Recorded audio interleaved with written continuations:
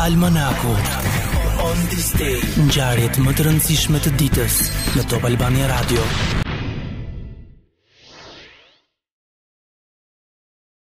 Në vitin 475, Bazilikus emërohet Perandoria Bizantine. Në vitin 1528, Gustavi i Suedis u kurorëzua mbreti i Suedis.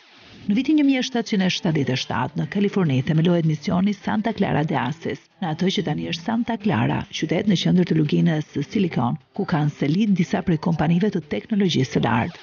Në vitin 1816, familja Bonaparte përjashtohet përgjithmonë nga Franca, por vetëm me dekret, sepse Bonaparte do të luante një rol në politikën franceze dhe evropiane, thuajse deri në fund të shekullit të 19. Në vitin 1872, Johannes i IV u emërua perandori i Etiopisë në Aksum. Në vitin 1875, Kuang Su u bë perandori i Kinës. Në vitin 1875, tuneli ndërtuar në lagjen Beyoğlu të Stambollit filloi të përdoret për transportin publik. Ai është sistemi nëntoksor i dytë më i vjetër në botë, menjëherë pas metros së Londrës. Në vitin 1898, Ito Hirobumi për herë të tretë bëhet kryeministër i Japonisë. Në vitin 1915, Duma e Përfaqësuesve e Shteteve të Bashkuara të Amerikës refuzoi dhënien e të drejtës së votës për gratë. Në vitin 1966, Lyndon Johnson thotë se Shteteve të Bashkuara u duhet të qëndrojnë në Vietnamin e Jugut derisa agresioni komunist të marrë fund. Në vitin 1967, Dr. James Bedford bëhet personi i parë që ruhet kryonikalisht një gjendje e ngrirë me qëllim të ringjalljes në të ardhmen. Bedford ishte profesor i psikologjisë në Universitetin e Kalifornisë dhe autor i disa librave në fushën e tij.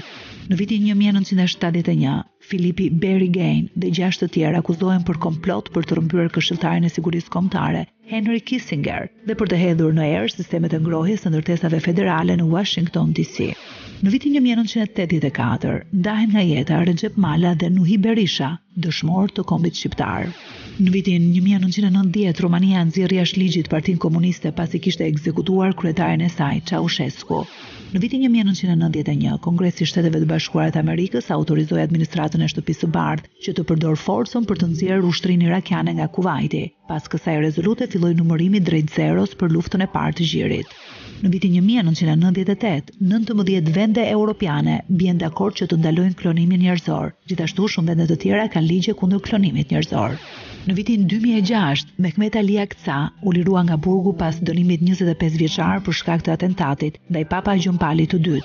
Në vitin 2007, kometa McNabb arriti perihelionin, duke u bërë kometa më e ndritshme në 40 vitet e fundit.